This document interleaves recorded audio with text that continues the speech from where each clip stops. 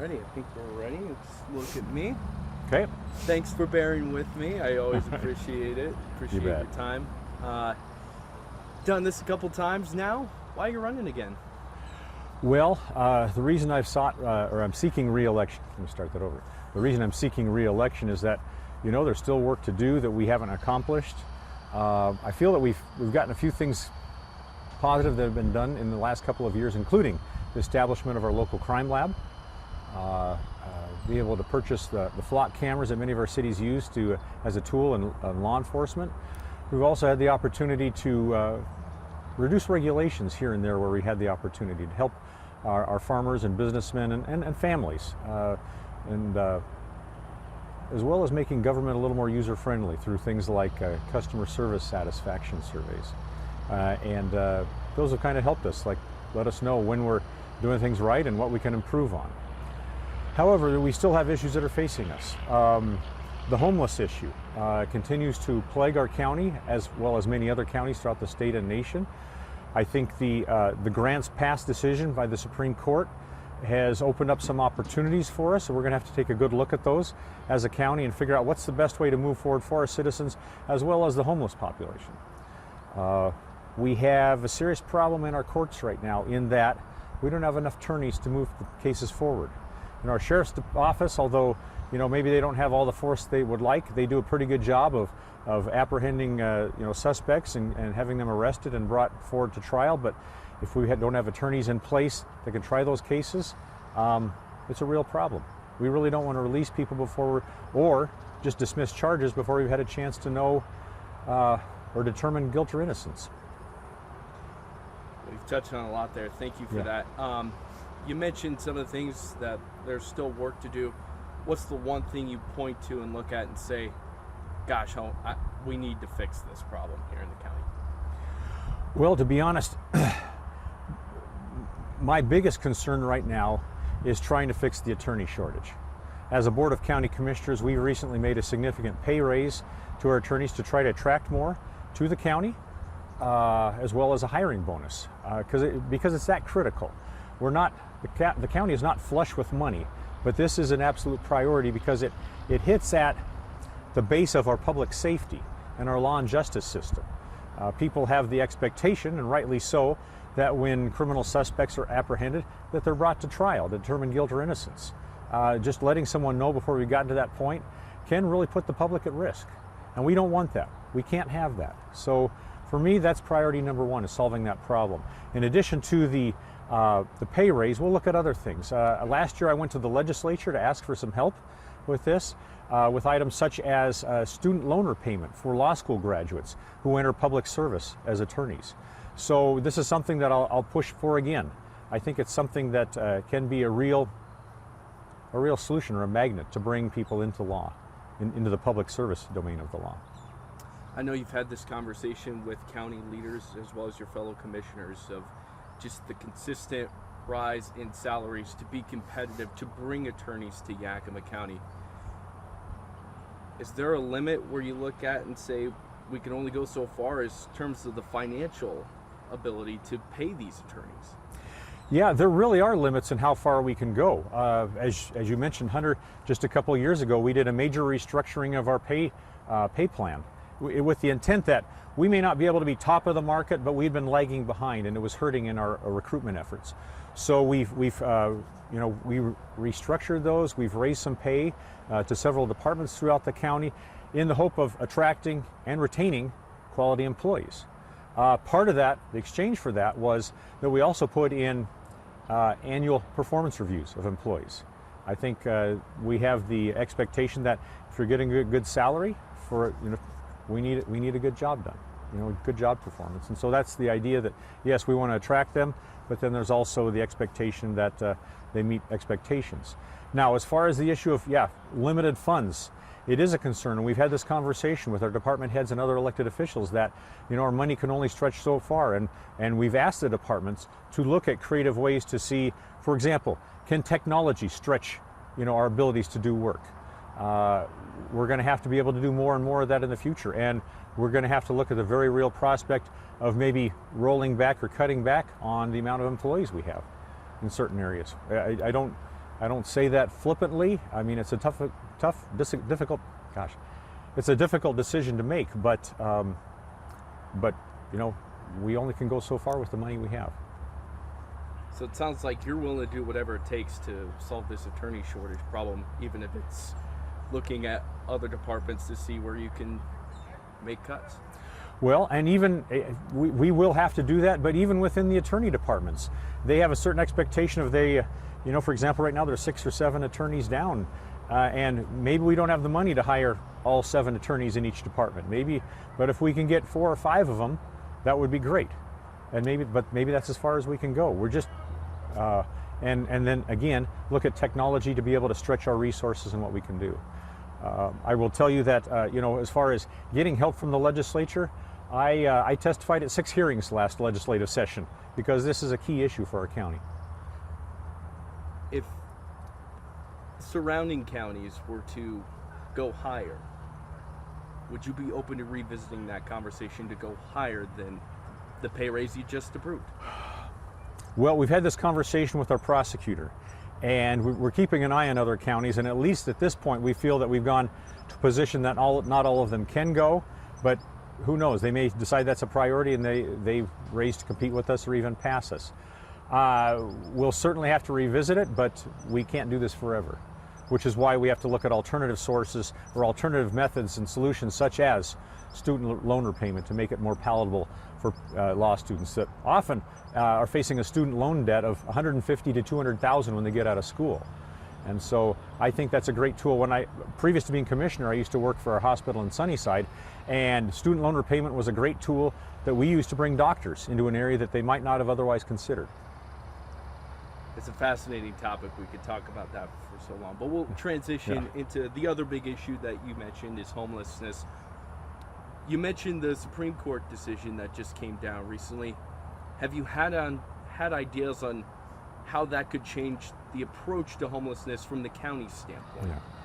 Well, regarding the homelessness issue, I can tell you that I've already spoken to some community partners, such as people who are in charge of shelters, other individuals that are maybe public officials from other cities, a little bit with law enforcement. We need to continue those conversations, and I think we'll have to have a full-blown conversation that will involve law enforcement and the prosecutor's office, so that we can take a look at this decision and see what opportunities it gives us. The one thing that the Supreme Court decision did offer is the fact that, local governments, local entities really need to have the opportunity to solve these problems. It really can't be a one-size-fits-all national solution. We need that opportunity to figure out what works best here. So really what we're going to have to do is figure out a way to, I think in the end it might be more involvement of law enforcement, that they can react and respond more quickly. And it's not that we're looking to put people in jail, but sometimes law enforcement can be used as a hammer or a tool to help people make better decisions. For example, one option we have currently in Yakima County is the drug court. And I've gone to drug court graduations where, it's explained that when somebody is arrested on a drug possession charge, if they meet certain criteria, they can be given the option, which is, yes, you can go ahead and go to trial, and you'll probably be, if you're found guilty, you're going to go to jail. Or, on the other hand, you can go through the drug court as an option. What the drug court does is it gives you the opportunity to receive treatment, follow certain other steps that the drug court requires, and if you get through that, you can graduate from it and your charges are dismissed. But the other part of it that's probably more important than even the charges is the fact that when they come out of here, they're not addicted anymore, and they have their jobs back, they have their kids back, they have their lives back. And so having the law enforcement have those opportunities to be a hammer, hopefully it'll help people in those homeless situations go, you know what, maybe what I'm doing right now really isn't the best thing to do. We have outreach that do make tremendous efforts in our communities here, going out to the homeless camps, trying to offer them, food, water, medical help, and also trying to encourage them to come in and seek shelter. Once in a while people go in, but most of the time they don't. They'd rather be, on the streets without the rules that the shelters might, require. But like I said, we'll be reviewing this and I think probably updating our code in the weeks and months to come. and trying to find a better solution that really helps, on one hand, clean up our communities, clean up the areas in front of businesses and our parks and our freeways and our exits and all that, but also provide a real solution and hope for the people that are currently suffering from homelessness by getting them the help they need to change their lives. So bear with me, this might be a loaded question. So how do you get more people into treatment, but I lost my train of thought. I'm sorry. Okay. I'm sorry. It's all right. We'll shift to this. I wanted to ask county leaders about this because I recently spoke with Mike Kay at CEO of Camp Hope, and he tells me they don't have enough funding to maintain the staff that they have and the amount of people that they serve right now. They have to cut staff and bring down the shelter capacity to 50 people if they don't have the funding by the end of the month. Yeah. And they were relying on more of the RFP funding. Were you aware of their situation before you made those decisions? Well, in regards to the homeless funds, we had a lot more requests than we had ability to pay, or not pay, but appropriate funds. The other side of that, and I'll just mention that the other side of it is that we do know that we also have, well, I'm going to back up. The applications, the RFP applications were for 2-year grants, 2-year funds. And those have all been allocated at this point. However, we do have other funds which are 1-year grant. And we're going to be looking at those in the next few weeks and looking at an opportunity where we can actually, I think, solve the problems that the shelters are facing right now and give them additional funding. Now, that it's only for 1 year, and we'll just have to wait and see what comes in year 2, but we're hopeful and optimistic that we'll have that as well. So I think solutions are on the way. It's just going to take us a few weeks to get it sorted out. Okay, and you mentioned this only kicks the can down the road as far as funding. If you're reelected, how do you find solutions to make sure that they have the funding that they needed to, maintain the services and be able to help as many people as possible going through homelessness? Yeah, well, I think it'll be another opportunity to visit with our friends in the legislature and ask for some help. We're to take the people that are currently in Yakima County and that are on the streets and get them off the street. Obviously, they have to go somewhere. Shelters, the shelters are the most cost-effective short-term solution. We're going to have to look at short-term solutions as well as longer-term solutions. But I'm certainly willing to have those conversations as I have before. Perfect. So we'll pivot to this. What would be your top 3 priorities? I know we've talked about public safety, the attorney shortage, and homelessness. How would you rank your top 3 priorities if you're reelected? Yeah. Well, priority number 1 is public safety and all that entails.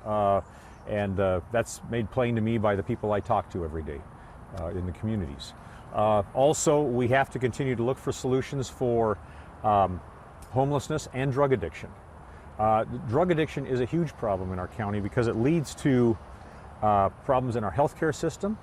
It leads to a huge amount of the repeat offenders we have in our jail, and it's a big factor in our homeless population. So the drug addiction thing we are starting to tackle with some programs through the mental health sales tax. Some of those include treatment for inmates at jail. Some of them include expanding the drug court so there are more services available, more options for those charged with crimes with drug possession related crimes to go avail themselves of. Other than that, also we'll continue to look at ways to make government more user-friendly, more responsive to the public. And that means things like, if people see potholes in their streets, in the roadways over the winter, that they can call me, and they do. It means things like if there are ways that we can cut and reduce regulation to make it more cost-effective for people to do business, as well as, and to help our farm families as well, we want to do that. If it's helping to continue to make government work better when people come into the courthouse, they get the services they need in a timely fashion, and they understand, they get the instructions and help they need, then yeah, that's another priority. So I think that's 3, at least 3 that I just gave you. Consumer friendly, thank you for that. Do you have ideas that you haven't looked at already to try and make the county government more user friendly that you want to look at if you're reelected? Well, one of the things we've been able to do is use technology in that sense, try to put more information up on our website. We've updated our website recently, and I think that's one step that can help people. Hopefully they feel good about the changes there, and it can guide them to where they need to go more easily. Other than that, we've put in new signage in the courthouse, and hopefully that helps people, and a computer screen or TV screen that kind of lists our services and locations, and hopefully those things are items, although small maybe, can help people better understand where they need to go. But we'll continue to listen to people too, to our voters, if they have ideas that maybe solutions. We're willing to look at that. We'll pivot back to the drug addiction problem. Yeah. I know you mentioned the mental health sales tax, RFP, state funding. There's a lot of money being thrown at this issue, and understandably so. My question to you is, how do you make sure those dollars are being used effectively so that the problem is being addressed and people are starting to see results on the streets? Yeah, this is actually a great question, because we've had this conversation as a board. When we use homeless funds, and the state does not require us to ask those kind of questions, whether it's being effective or not.